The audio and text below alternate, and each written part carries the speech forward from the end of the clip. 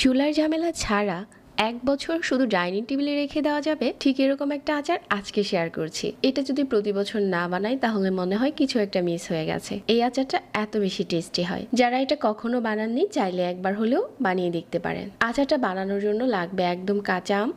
আমের খোসাটাকে ছাড়িয়ে এভাবে করে কেচে নিচ্ছি। আমটা যখন আটি হয়ে যাবে ঠিক ওরকম আম দিয়েই এই আচারটা বেশি ভালো হয়। এখানে আমের আটিটা ভালো শক্ত হয়েছে, ছুরি দিয়ে এভাবে করে কেচে তারপর সাইড থেকে এরকম করে পলে নিচ্ছি। তারপর হচ্ছে একটা বোলে নিয়ে নিচ্ছি, সবগুলো আম কুচি করা হয়ে গেছে। এখন এখানে দিয়ে দিচ্ছি ১ কাপ পেঁয়াজ কুচি, 1/4 চা চামচ দিয়ে দিলাম হলুদ গুঁড়া, ১ চা চামচ দিয়ে দিলাম মরিচের গুঁড়া, ১ চা চামচ দিয়ে দিলাম পাঁচফোড়নের গুঁড়া।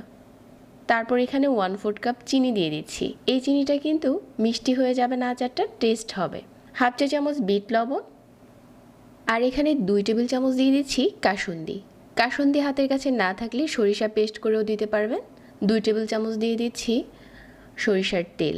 তারপর রেগুলার লবণ দিয়ে দিচ্ছি আরও 1/2 চা চামচ। এখন সব কিছু আলতো করে মাখিয়ে নিচ্ছি। অনেকটা কষলে মাখানো যাবে না, তাহলে হচ্ছে আম থেকে অনেকটা পানি উঠে যাবে। আলতো করে মাখিয়ে নেওয়া হয়ে গেছে, আর এরকম ছড়ানো ট্রেতে নিয়ে পাতলা করে ছড়িয়ে দিচ্ছি। যতটা সম্ভব পাতলা করে ছড়াতে হবে, তাহলে এটা একদিনই শুকিয়ে যাবে। আমি এরকম 2টা ট্রেতে ছড়িয়ে নিয়েছি। তারপর একদিনের মতো রোদে শুকিয়ে নিচ্ছি। কড়া রোদে একদিন শুকিয়ে নিলেই হয়ে যাবে। আর একদিন শুকানোর পর এই আমের কুচিগুলো অনেকটাই সফট আছে আর ভালো করে শুকিয়ে গেছে। একইভাবে আমি ওই ট্রেটা থেকেও উঠিয়ে নিচ্ছি। এখন দেখতে ঠিক এরকম হয়েছে। আচার বানানোর জন্য এই আমের কুচিগুলো একদম রেডি। এখন হচ্ছে আমি এই আমের কুচির জন্য সরিষার তেল রেডি করে নেব।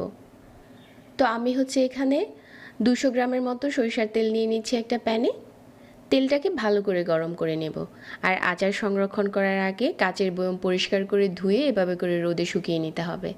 এখন আচারটা বয়মে রাখার জন্য একদম ঠিক আছে।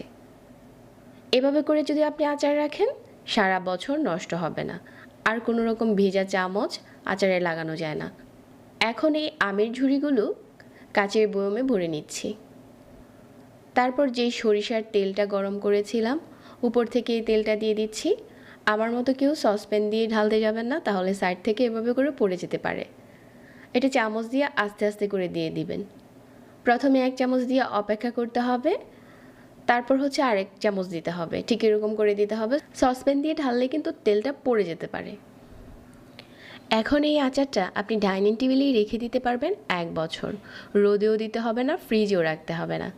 বানানো হয়ে গেল চুলার ঝামেলা ছাড়া ঝটপট কাঁচা আমের ঝুরি আচার। আশা করছি আমাদের আজকের এই রেসিপিও সবার ভালো লেগেছে। প্রতিনিয়ত নতুন নতুন রেসিপি পেতে পেজ ফলো করে রাখবেন, আর সেই সাথে চ্যানেল সাবস্ক্রাইব করবেন। সবাই অনেক ভালো থাকবেন। আজকে এখানে বিদায় নিচ্ছি। আল্লাহ হাফেজ।